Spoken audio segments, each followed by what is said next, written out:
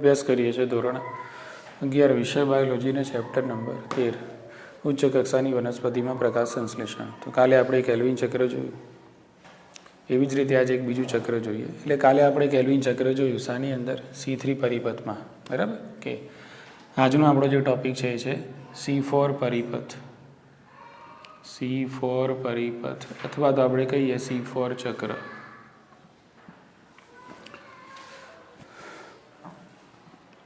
Kelvin ચક્ર જો સમજમાં આવી ગયું હશે તો આ પણ આવી જ જશે. ચલો પહેલાં જોવાનું કે આ C4 પરિપથનું કોઈ બીજું નામ છે તો આ C4 પરિપથ છે અને હેચ એન્ડ સ્લેક પરિપથ પણ કહેવાય છે. શું કહીશું આપણે એને? હા, હેચ એન્ડ સ્લેક. તો એક આનું બીજું નામ છે. તો હેચ એન્ડ સ્લેક પરિપથ તરીકે પણ એને ઓળખવામાં આવે છે. પછી જોવાનું કે ભાઈ આ પરિપથ કઈ વનસ્પતિમાં થાય. તો પરિપથ C4 પરિપથ છે એટલે કઈ વનસ્પતિમાં થતું હશે? C4 વનસ્પતિમાં જોવા મળે. તો આ પરિપથ આપણને C4 વનસ્પતિમાં જોવા મળે છે. હવે આ વનસ્પતિ કેટલીક વનસ્પતિઓમાં C4 પરિપથ કેમ જોવા મળે છે? તો આ C4 પરિપથ દ્વારા શર્કરાનું નિર્માણ કરવું એક એ વનસ્પતિઓનું અનુકૂલન કહેવાય છે. એટલે જે વનસ્પતિઓ ઉષ્ણકટિબંધીય વિસ્તારોમાં હોય છે, કયા કટિબંધીય વિસ્તારોમાં? હા, ઉષ્ણકટિબંધીય વિસ્તારોમાં. તો ઉષ્ણકટિબંધીય વિસ્તારોમાં જોવા મળતી મોટાભાગની જે વનસ્પતિઓ છે એ વનસ્પતિઓ કેવા પ્રકારની હોય છે? C4 પ્રકારની હોય છે. અને C4 પ્રકારને આ ઉષ્ણકટિબંધીય વિસ્તારમાં જોવા મળતી વનસ્પતિઓનું આ એક અનુકૂલન કહેવાય. શું કહેવાય? અનુકૂલન. બરાબર ને? તો એમાં C4 પરિપથ પ્રમાણે ગ્લુકોઝનું નિર્માણ થાય છે, શર્કરાનું નિર્માણ થાય છે. બરાબર કે? બીજું, હવે વનસ્પતિ ઉષ્ણકટિબંધમાં હશે તો સ્વાભાવિક છે કે ત્યાં પ્રકાશ વધુ તીવ્રતાવાળો મળે. સૂર્યપ્રકાશની તીવ્રતા ત્યાં કેવી હોય? વધારે હોય. બરાબર? ઓકે. એટલે આ પણ મુદ્દો યાદ રાખવાનો કે ભાઈ C4 પરિપથ કયા પ્રકારની વનસ્પતિઓમાં જોવા મળે અને કઈ સ્થિતિમાં C4 પરિપથ સક્રિય થાય છે. ઓકે. તો એવી ક્યારે સક્રિય થાય કે જ્યારે સૂર્યપ્રકાશ કેવો હોય? વધુ તીવ્રતા ધરાવતો હોય.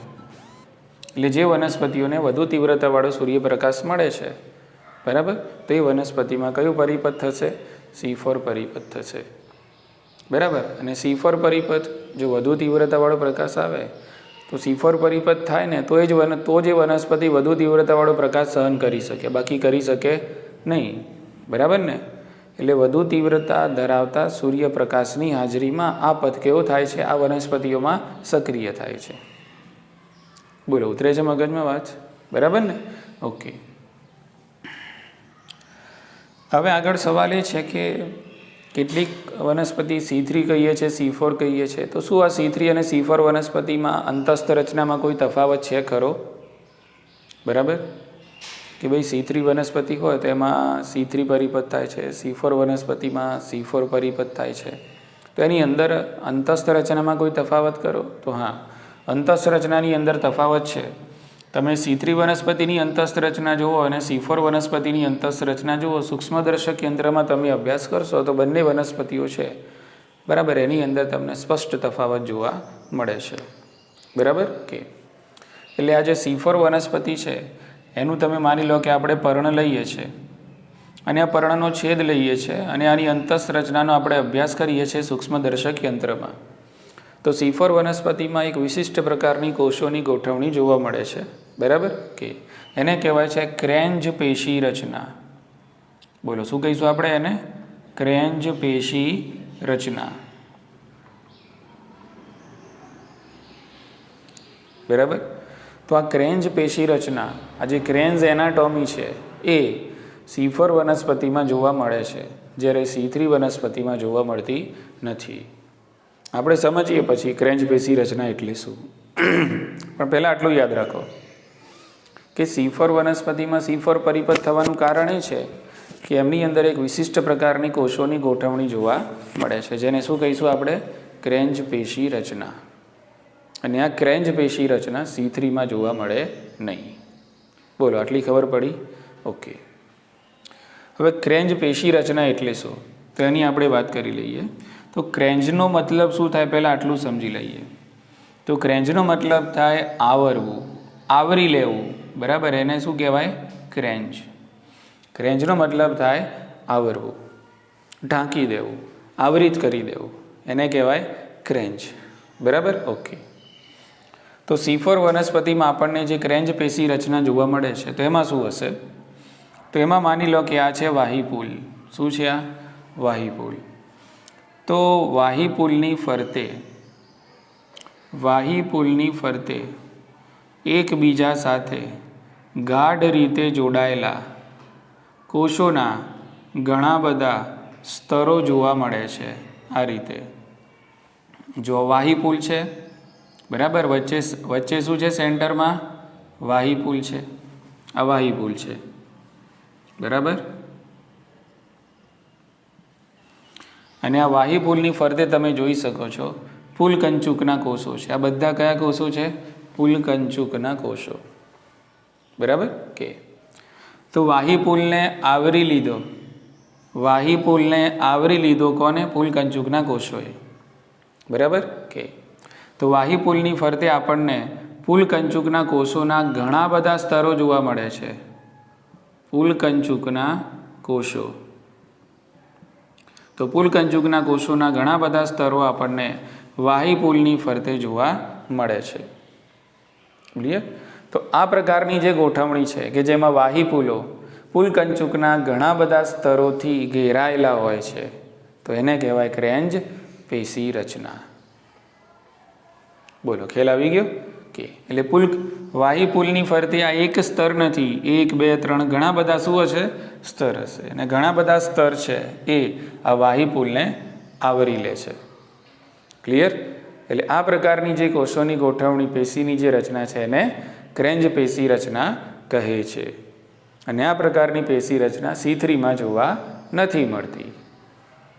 સેટ થયો મુદ્દો મગજ? ઓકે. હવે આ પુલકંચુકના જે કોષો છે એમની લાક્ષણિકતા જોઈ લઈએ. તો આ પુલકંચુકના કોષો તમે જોઈ શકો છો ઘણા બધા સ્તરોમાં ગોઠવાયેલા છે. ઘણા બધા સ્તરોમાં છે. બીજું, પુલકંચુકના જે કોષો છે એ ખૂબ જ જાડી કોષ દિવાલ ધરાવે છે. ખૂબ જ જાડી કોષ દિવાલ ધરાવે છે. અને ખૂબ જ જાડી કોષ દિવાલ ધરાવતા હોવાના કારણે વાત વિનિમય માટે આ કોષો અપ્રવેશ્યશીલ બને છે. વાત વિનિમય માટે કેવા બને છે? અપ્રવેશ્યશીલ. અને ચોથું કે આ પુલકંચુકના કોષોની અંદર ઘણી મોટી સંખ્યામાં હરિતકણો આવેલા છે. ઘણી મોટી સંખ્યામાં શું જોવા મળે છે આપણને? હા, હરિતકણો જોવા મળે છે. બોલો, ખ્યાલ આવી ગયો? કે તો આ જે પેશી રચના છે આપણને C4 વનસ્પતિમાં જોવા મળે છે. અને આ પેશી રચનાના કારણે C4 વનસ્પતિમાં કયું પદ થાય છે? C4 પરિપથ થતું આપણને જોવા મળે છે, બરાબર. અને આ પ્રકારની વનસ્પતિઓ આપણને ઉષ્ણકટિબંધીય વિસ્તારો, એટલે કે જ્યાં સૂર્યપ્રકાશ વધુ તીવ્રતાવાળો મળતો હોય, બરાબર, એવી વનસ્પતિઓને એક પ્રકારનું અનુકૂલન છે કે એમાં C4 પરિપથ થાય તો એ ગરમીને સહન કરી શકે. બોલો, ખ્યાલ આવી ગયો ને? કે કરવાનું છે આમાં ગ્લુકોઝનું નિર્માણ જ કરવાનું. શું છે આમાં? ગ્લુકોઝનું નિર્માણ જ કરવાનું છે, બીજું કશું નથી કરવાનું. બોલો, આટલી ખબર પડી ગઈ? ઓકે. તો ક્રેન્જ પેશી રચના પહેલાં સમજી લો કે વાહીપુલોની ફરતે પુલકંચુકના કોષો છે ઘેરાયેલા હોય છે. પુલકંચુકના કોષો ઘણા બધા સ્તરોમાં જોવા મળે છે. તેઓ ખૂબ જ જાડી કોષ દિવાલ ધરાવે છે. વાત વિનિમય માટે કેવા બને છે? અપ્રવેશ્યશીલ બને છે. અને ઘણી મોટી સંખ્યામાં એમાં હરિતકણો જોવા મળે છે. અને એક બીજું, આંતરકોષીય અવકાશ જોવા મળતો નથી. શું નથી જોવા મળતો? આંતરકોષીય અવકાશ. એટલે ગાઢ રીતે જોડાયેલા છે, એટલે ઓબ્વિયસ વચ્ચે કોષોની વચ્ચે જગ્યા હશે ના, જગ્યા નહીં હોય, એટલે આંતરકોષીય અવકાશ જોવા મળે નહીં.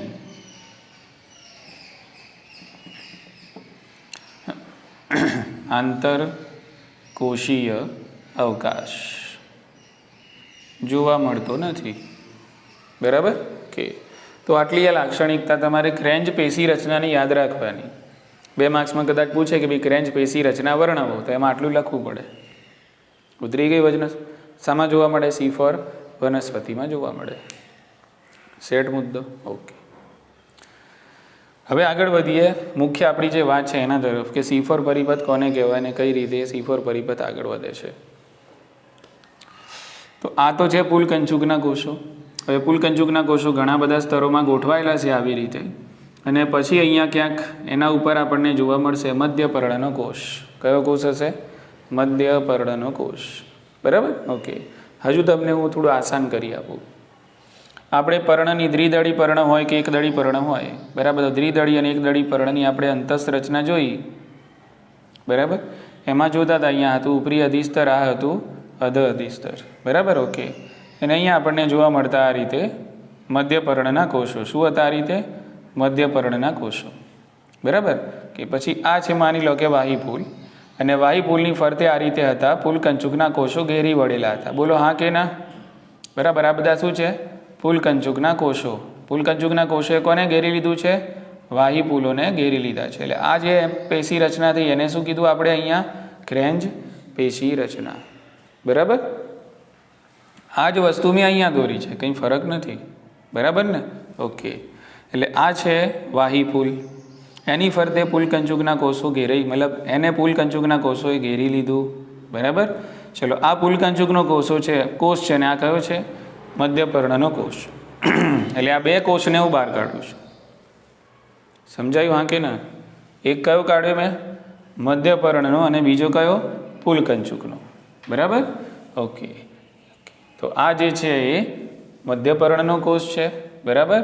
કે અને આ જે છે એ પુલકંચુકનો કોષ છે. ઉતરી ગઈ મગજમાં વાત? આ 2 કોષ અહીંયાથી આપણે લઈ લીધા અહીંયા. ઇઝી?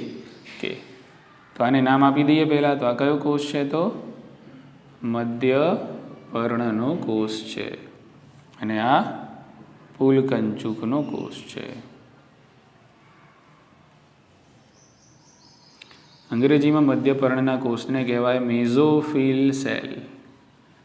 મેઝોફિલ સેલ.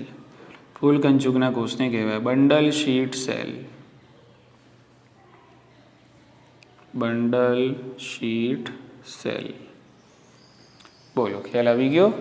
ઓકે, હવે C4 વનસ્પતિ કઈ કે જેની અંદર આ પ્રકારનું પરિપથ થાય છે. તો આપણી બુકની અંદર 2-3 ઉદાહરણ આપેલા છે. દાખલા તરીકે મકઈ છે, એ જ રીતે જુવાર છે, એ જ રીતે શેરડી છે.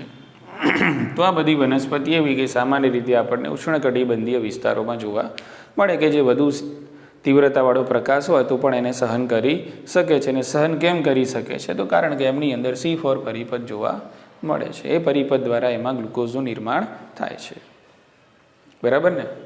એટલે તમારે ખરેખર ક્રેન્ચ પેશી રચના જોવી હોય તો તમે મકાઈ છે, જુવાર છે, શેરડી છે, બરાબર. ઓકે, એની રચનાનો અંતસ્થ વિદ્યાનો અભ્યાસ કરશો એટલે તમને ક્લિયર કટ આઈડિયા આવી જશે. આ રીતની જ તમને ક્રેન્ચ પેશી રચના એમાં જોવા મળે છે. સેટ મુદ્દો. ઓકે, હવે આખું ચક્ર સમજીએ આપણે, બરાબર ને? ઓકે, અને ચક્ર સમજીને એના પછી આપણે ગણતરી પણ કરીશું કે C3 અને C4માં શું તફાવત છે, બરાબર, અને કયું બેટર, બરાબર, કે કયા પથની અંદર વધારે શર્કરાનું નિર્માણ થઈ રહ્યું છે. એ બધી ચર્ચા પણ આપણે કરીશું. પહેલાં તો અહીંયા યાદ રાખવાનું છે C4 પરિપથ ભણી રહ્યા છે. C3 પણ આપણે ભણ્યા, એ પણ મગજમાં રાખવાનું છે. તો C3 પરિપથ આપણે જે ભણ્યા એમાં ક્યાંય પુલકંચુકના કોષોનો મેં ઉલ્લેખ કર્યો? ક્યાંય ઉલ્લેખ કર્યો? એટલે મતલબ એમ કે C3 પરિપથ છે, બરાબર, એનું પિંડું વળી જાય છે ફક્ત મધ્યપર્ણના કોષમાં જ. એ ફક્ત ક્યાં થાય છે? હા, બસ મધ્યપર્ણના કોષમાં વાત પૂરી થઈ જાય, બીજે ક્યાંય જવાનું નહીં. અહીંયા મેં 2 કોષો દોર્યા. એનો મતલબ એમ કે C4 પરિપથ પૂર્ણ થવા માટે, એટલે C4 પરિપથ 2 કોષોમાં પૂર્ણ થાય છે, મધ્યપર્ણનો કોષ અને પુલકંચુકનો કોષ. આટલી ખબર પડી ને?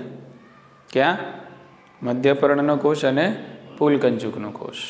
સમજો પડી ગઈ? ઓકે, ચલો, મધ્યપર્ણનો કોષ છે. તો સૌ પ્રથમ મધ્યપર્ણના કોષની અંદર બહારના વાતાવરણનો કાર્બન ડાયોક્સાઇડ છે પ્રવેશ કરે છે, મધ્ય પર્ણના કોષમાં. બરાબર કે હવે આ કાર્બન ડાયોક્સાઇડ છે, અહીં આપણે લાવી દીધું આ કાર્બન ડાયોક્સાઇડ. હવે આ કાર્બન ડાયોક્સાઇડ છે, આપણે આગળના મુદ્દા ભણ્યા એ પ્રમાણે કે ભાઈ C4 વનસ્પતિ હોય તો કાર્બન ડાયોક્સાઇડનો પ્રાથમિક ગ્રાહક કોણ? PEP. કોણ? PEP. બરાબર કે એટલે જેવો કાર્બન ડાયોક્સાઇડ મધ્યપર્ણના કોષમાં આવશે એટલે કે તરત જ આ PEP સાથે એનું સંયોજન બનશે. બરાબર ને? ફોસ્ફોઇનોલ પાયરુવેટ. ચલો PEP કેટલા કાર્બન ધરાવે છે? તો PEP 3 કાર્બન ધરાવે છે. કાર્બન ડાયોક્સાઇડનો પોતાનો કેટલો કાર્બન? 1 કાર્બન. બોલો ખ્યાલ આવી ગયો? ઓકે. એટલે હવે કાર્બન ડાયોક્સાઇડ અને આ PEP એકબીજા સાથે સંયોજાઈ જશે અને આ પ્રક્રિયાના માટે આ પ્રક્રિયાનું જે ઉત્પ્રેરણ છે એ જે ઉત્સેચક દ્વારા થાય છે એનું નામ છે PEP કાર્બોક્સાઇલેજ.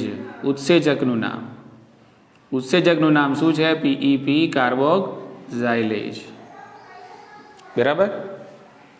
તો PEP કાર્બોક્સાઇલેજ ઉત્સેચકની મદદથી આ પ્રક્રિયાનું ઉત્પ્રેરણ થાય છે કે જેથી મધ્યપર્ણના કોષમાં પ્રવેશેલ કાર્બન ડાયોક્સાઇડ સાથે 3 કાર્બનયુક્ત ફોસ્ફોઇનોલ પાયરુવેટનું જોડાણ થાય છે અને તેથી 4 કાર્બનવાળી એક સ્થાયી અને પ્રાથમિક નિપજ મળે છે જેને આપણે ઓલરેડી ઓળખીએ છીએ OAA. શું મળશે અહીંયા?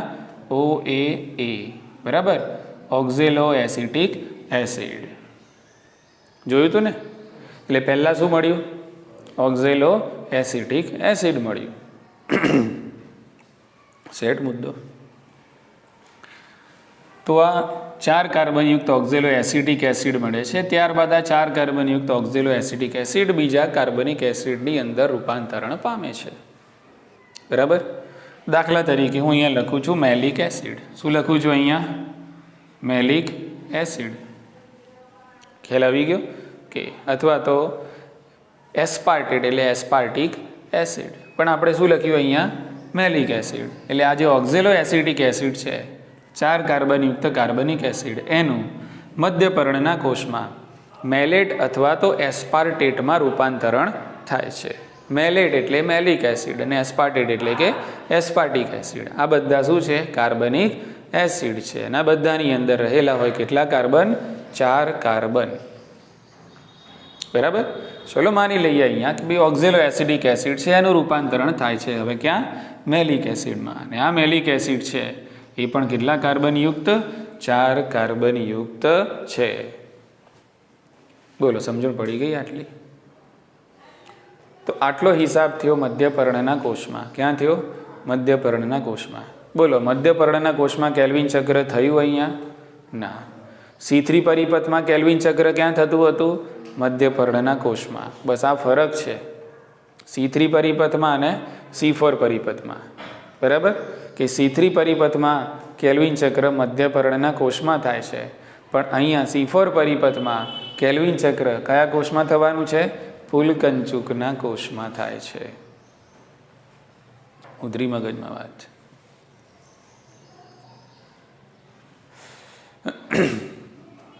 હવે આ મેલિક એસિડને સ્થળાંતરિત કરીએ આપણે. બરાબર? એટલે આ 4 કાર્બન ધરાવતો મેલિક એસિડ છે એ મધ્યપર્ણના કોષમાંથી સ્થળાંતરિત થઈને ક્યાં આવે છે? ફૂલકંચુકના કોષમાં આવે છે. સિમ્પલ છે બધું એકદમ.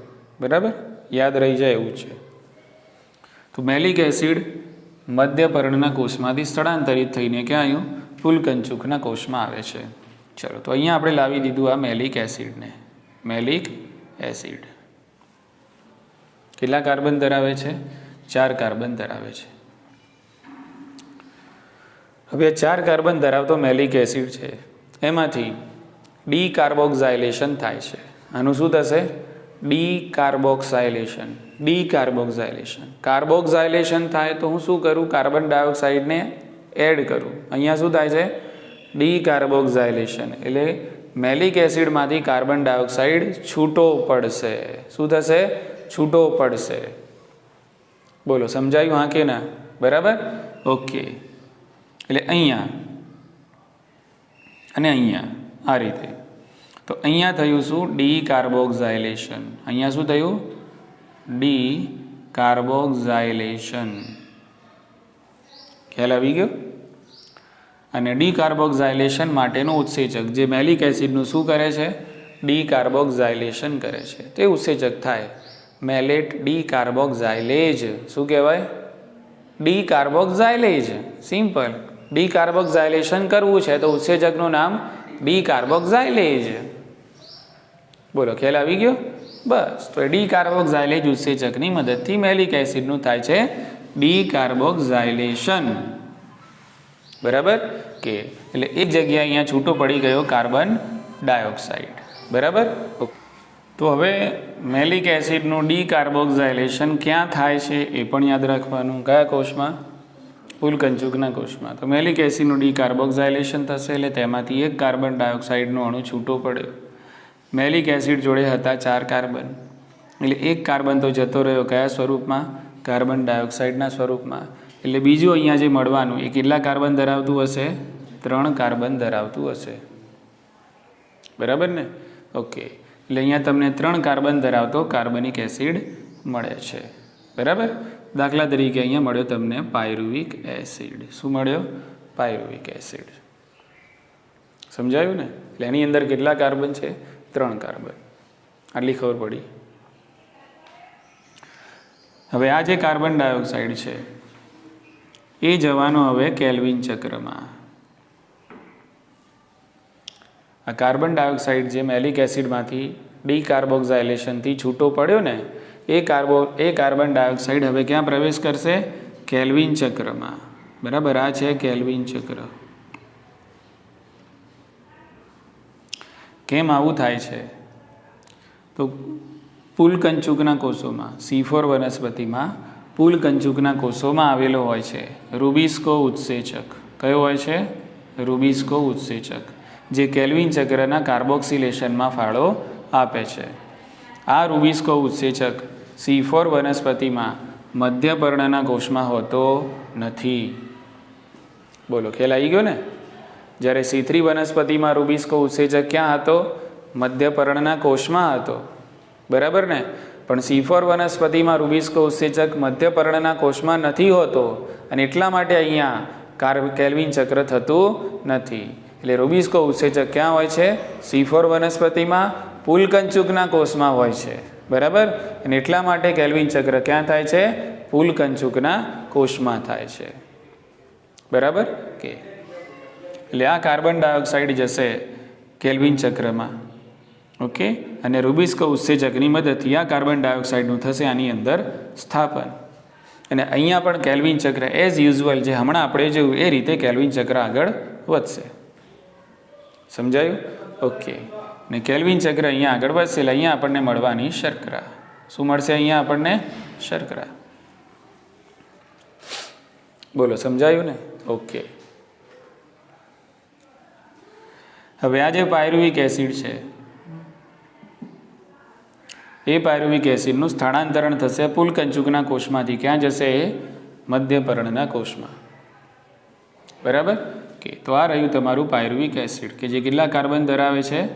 3 કાર્બન ધરાવે છે.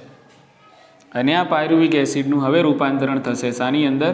ફોસ્ફોએનોલ પાયરુવેટમાં. શામાં થશે? ફોસ્ફોએનોલ પાયરુવિક એસિડમાં. બોલો, ચક્ર ખબર પડી? બરાબર ને? 3 કાર્બન ધરાવતો પાયરુવિક એસિડ કે જે મેલિક એસિડના ડી કાર્બોક્સાઇલેશનથી છૂટો પડ્યો. એટલે પાયરુવિક એસિડ ક્યાં બન્યો? ક્યાં? અહીંયા પુલકંચુકના કોષમાં. ત્યારબાદ પાયરુવિક એસિડનું કે જે 3 કાર્બન ધરાવે છે તેનું સ્થાનાંતરણ પુલકંચુકના કોષમાંથી ક્યાં થાય છે? મધ્યપર્ણના કોષમાં થાય છે. અને મધ્યપર્ણના કોષમાં આ પાયરુવિક એસિડનું રૂપાંતરણ પુનઃ શામાં થઈ જાય છે? પીઈપીમાં થઈ જાય છે. એટલે પીઈપી તમને મળી ગયું પાછું. બોલો, ખ્યાલ આવી ગયો ને? ઓકે. પણ અહીંયા જુઓ, આ છે પાયરુવિક એસિડ, આ છે ફોસ્ફોએનોલ પાયરુવિક એસિડ. બરાબર. એટલે આમાં ફોસ્ફેટ નહોતો પણ આમાં ફોસ્ફેટ આવી ગયો. બોલો, સમજાયું ને? ઓકે. એટલે અહીંયા તમારે એટીપી વાપરવાની જરૂર પડશે. શું વાપરશો અહીંયા તમે? એટીપી વપરાશે અને અહીંયા મળવાનું તમને એએમપી. શું મળશે? એએમપી. એડીપી નહીં મળે. શું મળશે? એએમપી. એડીનો sign monophosphate. પાયરુવિક એસિડનું હવે રૂપાંતરણ થશે મધ્યપર્ણના કોષમાં ફોસ્ફોએનોલ પાયરુવિક એસિડમાં, અને પાયરુવિક એસિડનું ફોસ્ફોએનોલ પાયરુવિક એસિડમાં રૂપાંતરણ થવા માટે જરૂર પડશે એટીપીની. એટલે એટીપીમાંથી છૂટો પડતો જે ફોસ્ફેટ છે એના દ્વારા પાયરુવિક એસિડનું થશે ફોસ્ફોરાયલેશન, અને એના થકી એટીપીનું અહીંયા એએમપીમાં રૂપાંતરણ થાય છે. સામાન્ય રીતે એટીપીનું એડીપીમાં રૂપાંતરણ થાય, પણ અહીંયા એટીપીનું એએમપીમાં રૂપાંતરણ થાય છે. એટલે સવાલ શું છે કે અહીંયા જ્યારે પાયરુવિક એસિડમાંથી ફોસ્ફોએનોલ પાયરુવિક એસિડ બને છે ત્યારે 2 ફોસ્ફેટ બરાબર શક્તિ છે એ વપરાય છે. ક્લિયર? એટલે જાણે કે એક એટીપી નહીં પણ કેટલા એટીપી વપરાયા હોય? 2 એટીપી વપરાયા હોય તે બરાબર શક્તિ વપરાતી હોય છે. ક્લિયર? કે એટલે અહીંયા તમે સમજી શકો છો આ ચક્ર થઈ ગયું પૂરું. ઠીક છે? ઓકે. હવે આ ચક્રને તમારે 6 વાર છે એ ફરાવવું પડશે. કેમ? કારણ કે કેલ્વિન ચક્ર 6 વાર ફરશે તો જ એક શર્કરાનું નિર્માણ થશે. કેલ્વિન ચક્ર જો 6 વાર ફરશે તો એક શર્કરાનું નિર્માણ થશે, અને કેલ્વિન ચક્રમાં 6 વાર કાર્બન ડાયોક્સાઇડનું સ્થાપન કરવું હોય તો 6 વાર આ મેલિક એસિડનું કરવું પડે ડીકાર્બોક્સાઇલેશન. એટલે આ ચક્ર આમ 6 વાર ફરશે, અને અહીંયા નીચે આ ચક્ર પણ કેટલી વાર ફરશે? 6 વાર ફરશે. ત્યારે જઈને એક શર્કરાના અણુ એટલે કે એક ગ્લુકોઝના અણુનું નિર્માણ થશે. ઠીક છે મિત્રો? કે તો આને આપણે સામાન્ય રીતે C4 પરિપથ એટલે કે C4 ચક્ર H પરિપથ તરીકે ઓળખવામાં આવે છે. ક્લિયર? ઓકે. હવે એકવાર ફરીથી કન્ક્લુડ કરીને મુખ્ય સમાચાર તરીકે જોઈ લઈએ. તો કાર્બન ડાયોક્સાઇડ છે બહારના વાતાવરણમાંથી મધ્યપર્ણના કોષમાં પ્રવેશ કરે છે. મધ્યપર્ણના કોષની અંદર આ કાર્બન ડાયોક્સાઇડનો પ્રાથમિક ગ્રાહક આપણે જાણીએ છીએ પ્રમાણે કોણ છે? પીઈપી, ફોસ્ફોઇનોલ પાયરુવિક એસિડ, કે જે કેટલા કાર્બન ધરાવે છે? 3 કાર્બન ધરાવે છે. તો 3 કાર્બનયુક્ત ફોસ્ફોએનોલ પાયરુવિક એસિડનું સંયોજન થશે કાર્બન ડાયોક્સાઇડ સાથે, એટલે કે પીઈપીનું થયું કાર્બોક્સિલેશન. પીઈપીનું કાર્બોક્સિલેશન થાય છે શાની મદદથી? તો એમાં ઉત્સેચક છે પોતાનો ફાળો આપે છે. એટલે આ પ્રક્રિયા ઉત્સેચક દ્વારા ઉત્તેજિત છે. ઉત્સેચકનું નામ છે પીઈપી કાર્બોક્સાઇલેજ, અને આ પીઈપી કાર્બોક્સાઇલેજ ઉત્સેચક આપણને મધ્યપર્ણના કોષમાં જોવા મળે છે. ઉત્સેચક દ્વારા પ્રક્રિયા થાય છે જેના થકી આપણને પ્રાથમિક નીપજ મળે છે કાર્બન ડાયોક્સાઇડના સ્થાપનના કારણે. 4 કાર્બન ધરાવતો કાર્બનિક એસિડ જેનું નામ છે ઓક્ઝેલો એસિટિક એસિડ. હવે આ 4 કાર્બન ધરાવતો ઓક્ઝેલો એસિડિક એસિડનું રૂપાંતરણ મધ્યપર્ણના કોષમાં મેલેટ અથવા તો એસ્પાર્ટેટ એટલે કે મેલિક એસિડ અથવા એસ્પાર્ટિક એસિડમાં થઈ શકે છે. અહીંયા આપણે કરીએ છીએ કે સમજી લો કે મેલિક એસિડમાં રૂપાંતરણ થાય છે. મેલિક એસિડ પણ 4 કાર્બન ધરાવે છે. હવે આ 4 કાર્બનયુક્ત કાર્બનિક એસિડનું સ્થાનાંતરણ એટલે કે મેલિક એસિડનું સ્થાનાંતરણ મધ્યપર્ણના કોષમાંથી ક્યાં થશે? પુલકંચુકના કોષમાં થાય છે. અને પુલકંચુકના કોષમાં મેલિક એસિડનું ડીકાર્બોક્સિલેશન થતાં તેમાંથી એક કાર્બન ડાયોક્સાઇડનો અણુ છૂટો પડે છે, અને આ પ્રક્રિયા જેનાથી થાય છે એ ઉત્સેચકનું નામ ડીકાર્બોક્સાઇલેજ. તો મેલિક એસિડ 4 કાર્બન ધરાવે છે એટલે એમાંથી એક કાર્બન ડાયોક્સાઇડ નીકળે છે અણુ, એટલે એક કાર્બન આમાંથી ગયો અને બીજું સામે 3 કાર્બનયુક્ત પાયરુવિક એસિડ એટલે કે કાર્બનિક એસિડ મળે છે. હવે આ કાર્બન ડાયોક્સાઇડ ક્યાં જશે? તો આ કાર્બન ડાયોક્સાઇડ પુલકંચુકના કોષની અંદર કેલ્વિન ચક્રની અંદર એની સ્થાપના થાય છે. એટલે આ કાર્બન ડાયોક્સાઇડ છે એનું સ્થાપન કેલ્વિન ચક્રમાં થશે, અને આ પ્રક્રિયા અહીંયા થવાનું કારણ કે રૂબિસ્કો ઉત્સેચક જે છે C4 વનસ્પતિમાં પુલકંચુકના કોષમાં જોવા મળે છે. એક આ ખાસ યાદ રાખવાનું છે, બરાબર? કે ભાઈ કેલ્વિન ચક્ર કેમ પુલકંચુકના કોષમાં થાય છે C4 વનસ્પતિમાં? તો એનું કારણ છે કે C4 વનસ્પતિમાં રૂબિસ્કો ઉત્સેચક રિબ્યુલોઝ બાયફોસ્ફેટ કાર્બોક્સાઇલેજ ઓક્સિનેજ આ ઉત્સેચક ક્યાં આવેલો હોય છે? C4 વનસ્પતિમાં પુલકંચુકના કોષમાં આવેલો હોય છે. તેથી કેલ્વિન ચક્ર C4 વનસ્પતિમાં પુલકંચુકના કોષોમાં થાય છે. જો રૂબિસ્કો અહીંયા આવેલો હોત તો કેલ્વિન ચક્ર અહીંયા જ પૂરું થઈ જતું, બરાબર, પણ કેલ્વિન ચક્ર પૂરું કરવા માટે રૂબિસ્કો ઉત્સેચક C4 વનસ્પતિમાં પુલકંચુકના કોષમાં આવેલો હોય છે, મધ્યપર્ણના કોષમાં નથી હોતો, એટલે અહીંયા કેલ્વિન ચક્ર થાય નહીં.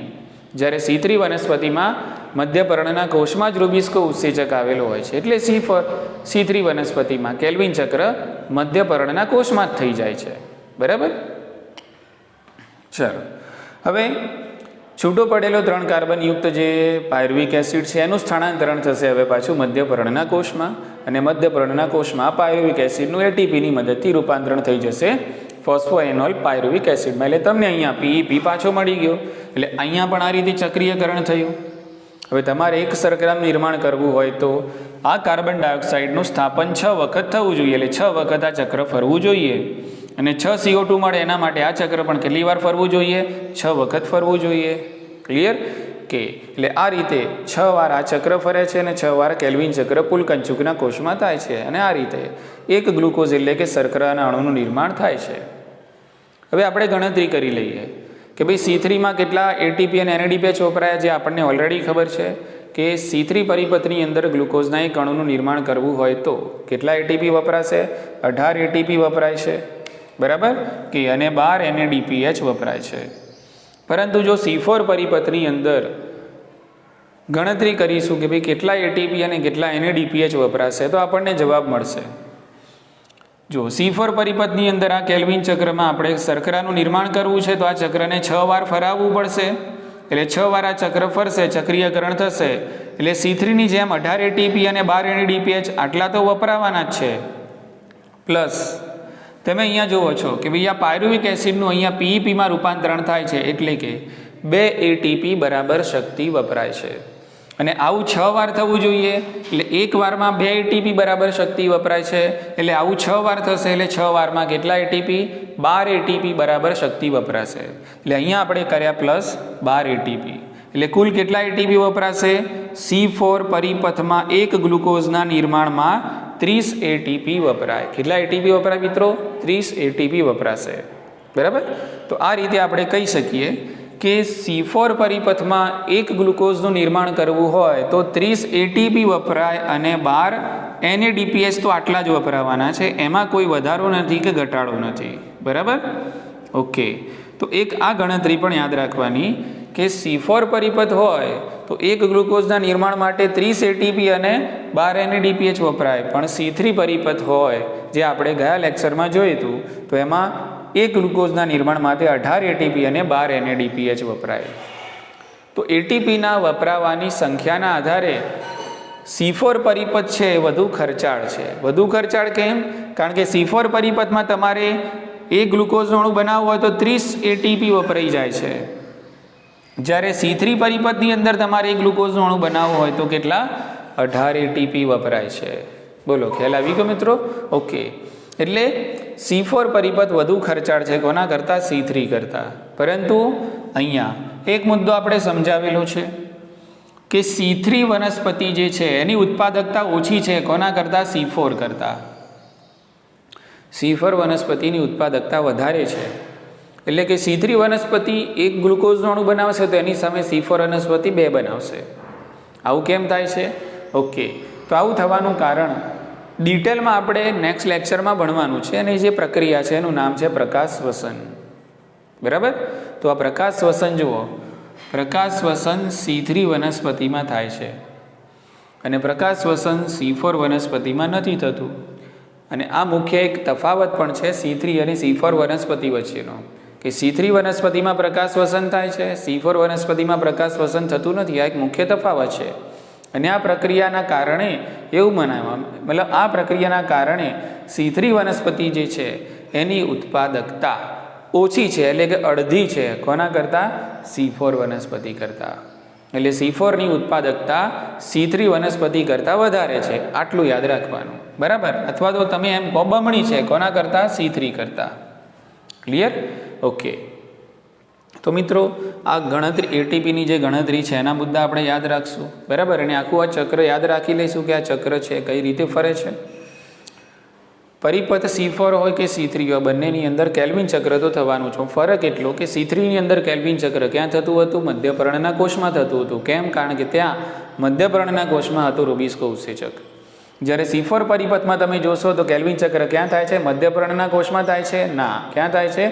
પુલકંચુકના કોષમાં. કેમ? કારણ કે અહીંયા પુલકંચુકના કોષમાં રૂબિસ્કો આવેલો છે. એટલે આ ઉત્સેચક મધ્યપર્ણના કોષમાં નથી આવેલો C4 વનસ્પતિમાં. બરાબર. અહીંયા શું છે? PEP કાર્બોક્સાઇલેજ છે. ક્લિયર? ઓકે.